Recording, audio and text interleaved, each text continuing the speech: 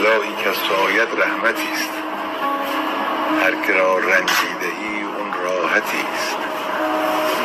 زن به تاریکی گذاری بنده را تا ببینه اون رخ تابنده را.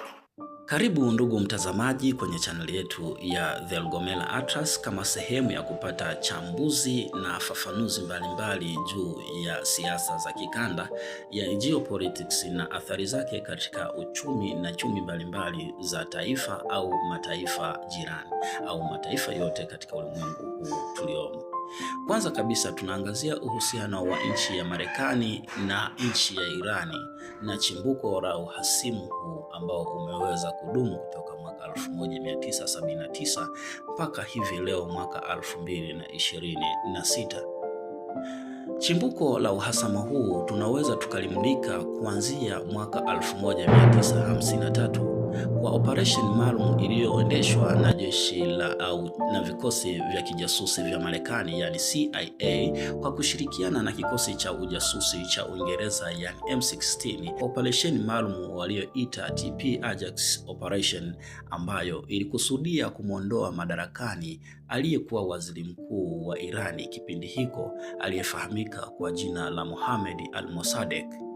Mohammad al-Mossadegh alikuwa ni kizuizi kikubwa sana cha sera mbalimbali za kiunyonyaji na ufisadi dhidi ya sekta ya mafuta ya nchi hiyo ya Irani. Hivyo jeshi la taifa la Marekani halikuweza kumridhia na kumkubalia kuwepo kwake madarakani. Badala yake ilifanya juhudi na jitihada maalum kabisa za kumuondoa madarakani. Hivyo baada ya kumuondoa madarakani, Mohammad al-Mossadegh uliupa mwanga na nguvu kubwa sana utawala wa kifalme wa Mohammad Reza Pahlavi Shah na kuendeleza makucha na mahitaji yale ya Kimarekani katika taifa hilo la Irani, hali ambayo ilizua vuguvugu kubwa sana la kiupinzani na hususan kwa wapinzani wa ndani kupinga sera mbalimbali na sheria mbalimbali ambazo zilikuwa zikiundwa kama sehemu ya kulinda maslahi mapana ya kimagharibi au maslahi mapana ya Marekani ndani ya nchi hiyo ya Irani, huku ikibagua ufaidikaji wa wananchi wa Irani wenyewe. Kifurushi cha ushirikiano wa utawala wa Mohammad Reza Pahlavi na nchi ya Marekani kilikuwa kimejaa madoido na hususan kiliangazia tu kuisaidia nchi ya Irani kunufaika na misaada mbalimbali ya kijeshi katika kuimarisha jeshi la nchi hiyo katika ukanda huo wa Ghuba ya Uajemi. Lakini wananchi hawakuweza kufurahishwa kabisa na kile, kwani utawala wa Mohammad Reza Pahlavi haukumulika kabisa au haukumulika maslahi mapana ya taifa au ya wananchi wa Irani, badala yake iliwagandamiza. Lakini katika kuratibu hilo, Pahlavi hakuweza kukaa peke yake. Aliweza kuunda kikosi maalum ambacho kilifahamika kwa jina la SAVAK. Kikosi hiki kilikuwa kinapokea mafunzo mazito na makali sana kutoka kwa shirika la kijasusi la Marekani yani CIA na shirika la Mossad yani shirika la kijasusi la nchini Israeli, kama sehemu ya kuminya na kugandamiza sauti ya wale waliopaza kwa ajili ya kupinga kile ambacho utawala wa Reza Shah ulikuwa ukikifanya, ambao haulikuwa nje kabisa ya mafanikio au matakwa ya wananchi wa Irani. Sasa mnamo mwaka 1964, huu ni mwaka ambao tunasema kwamba vuguvugu la upinzani lilikolea kwa kiasi kikubwa sana mpaka kuja kufikia miaka 15 mbele, mwaka 1979, utawala wa Mohammad Reza Pahlavi kuisha na kuondolewa katika madaraka ndani ya nchi ya Iran. Mwaka 1964 tunamulika kwamba nchi ya Irani chini ya Mohammad Reza Pahlavi Shah iliweza kutengeneza sheria ambayo ilitengenezwa kwa minajili ya kulinda maslahi na mafanikio makubwa sana kwa taifa la Marekani dhidi ya wananchi wa Irani, kwani sheria hii iliyoundwa ilikuwa inaitaka serikali ya Irani na vyombo vyake vya sheria kwanza kuwapa kinga maalum wananchi au raia wa Kimarekani na wafanyakazi wa kijeshi wanaoishi nchini Irani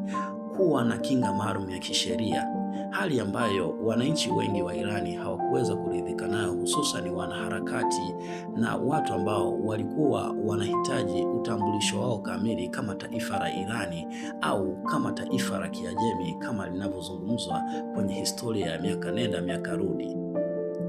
Miongoni mwa wapinzani wakubwa alikuwa ni Imamu al-Khomeini, ambaye Imamu al-Khomeini aliweza kushikilia msumari mkali sana ambao ulikuwa ni msimamo wa kupinga sheria hizi kandamizi, kiasi ambacho Imamu al-Khomeini, utawala wa Reza Shah, ulilazimu kumfukuza na kumkimbiza katika nchi hiyo na hatimaye kujikuta ni mkimbizi wa kisiasa nje ya nchi ya Irani.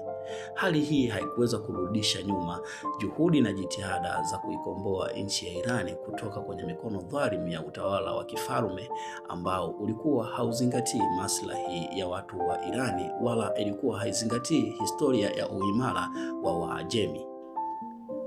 Mwendelezo wa maswali unaendelea kuibuka. Je, Waajemi au Wairani wamechoshwa na serikali hii ya kutoka mwaka 1979 iliyoasisiwa na mwana mapinduzi Ali Khomeini na hatimaye kwa sasa hivi chini ya Ali Khamenei, kiongozi imara na madhubuti ambaye ameweza kuifanya nchi hiyo kijeshi kuonekana ni imara sana? Na je, wanapata ahadi ipi kutoka kwa utawala mpya ambao wanatarajia utakuwa chini ya mwana mfalme ambaye anaitwa Pahlavi, mwana mfalme huyu ambaye sasa hivi anaishi ughaibuni nchini Marekani? Je, wasipopata haya wanayoyakusudia itakuwa ni mwendelezo wa mapinduzi katika nchi hiyo ya Irani? Yote haya ni maswali yanayoibuka katika kipindi hiki cha maandamano ambayo yanazidi kuchukua taswira mpya, kwani yanazidi kukua na kuwa kwa kasi kubwa sana na kutapakaa karibia miji yote ya nchini Iran. Karibu na ambatana nami pindi nitakapotoa makala zingine na kuweza kukupa ufafanuzi kwa kina zaidi, hususan kwa kuangazia taifa hili la Irani, taifa madhubuti, taifa lenye historia lukuki isiyoisha utamu wake.